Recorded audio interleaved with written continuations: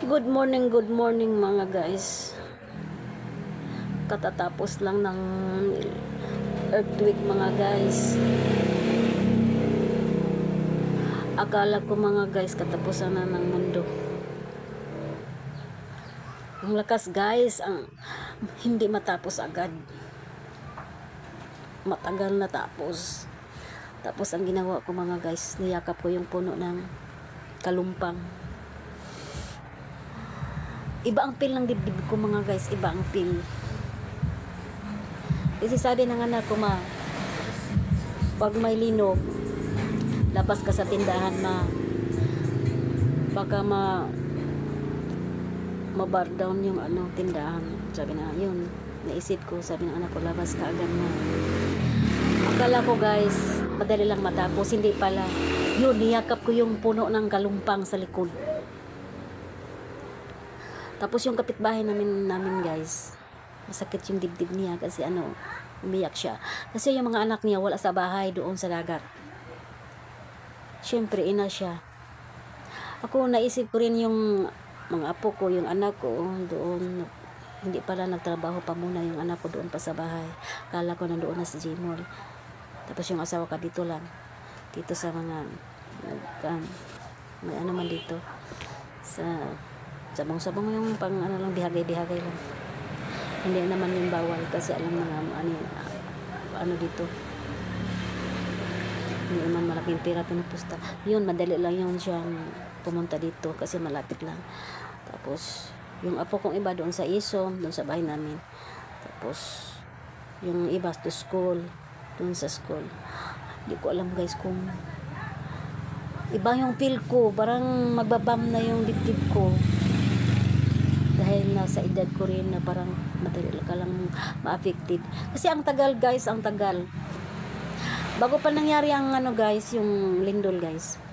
Doon ako sa Pluwing. Nagbibideo ako parang maipost. Siyempre, nagbablog tayo, di ba? Gawa tayo ng video parang may ipopost. Kasi vlogger tayo.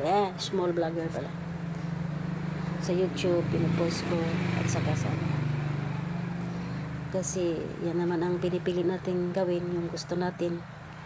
Kahit hindi tayo makasahod, at least masaya tayo sa ginagawa natin.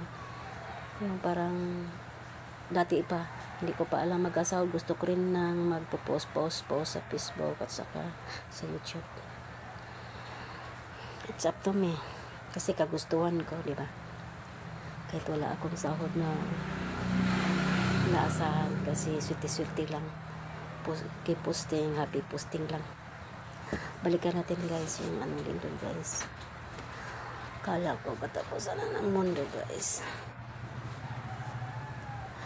First, yung kami, na-accident kami. Akala ko may second life. Ngayon, third life. Akala ko malakas yung hindi huminto. Akala ko malakas yung akala ko patula sa Cebu. Sabi ko sa sarili ko, sana huminto na. Sabi ko, Lord, bebe, sabi ko, di ba mag-ingay ka, parang huminto lang. Tapos yung kapitbahay namin nagminusik, hindi niya alam. Sabi ko, hinto na. Sabi ko, kanang di ba may sisigaw ka, parang maghinto lang. Sabi ko, hinto ka lang. Gusto parang mag-abog ka ng baboy. Iba ang feel mo nga ni, okay ba na huminto na akala ko guys. Ba yung feel ko. Katatapos lang kung pinipli ko yung video ko kasi doon sa Pluwing nagbibideo ako gabanlaw ako ng plato. Tapos pinipli ko, hindi pala nakita yung ulo ko. Kasi yung ginagamit ko yung stand camera, yung stand camera. Yung pinipli ko para tiningnan ko bago i-post, hindi pala nakita yung ulo ko. So pwede na yung i-post.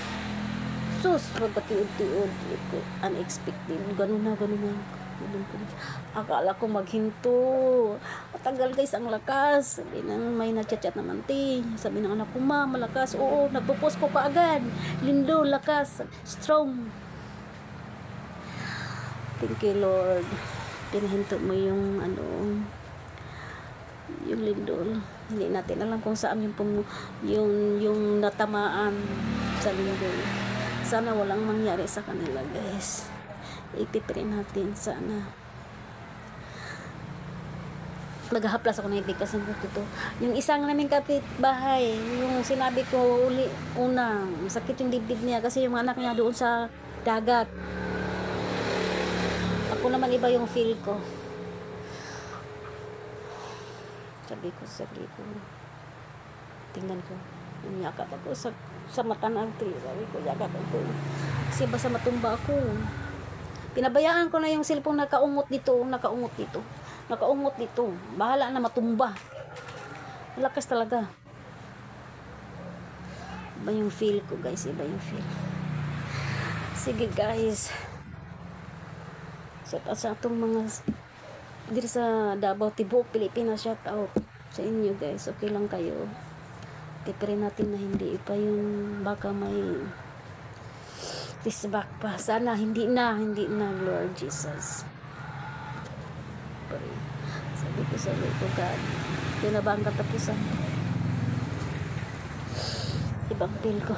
Hinamsa ako ng tubig. Sige, guys. Thank you for watching, guys.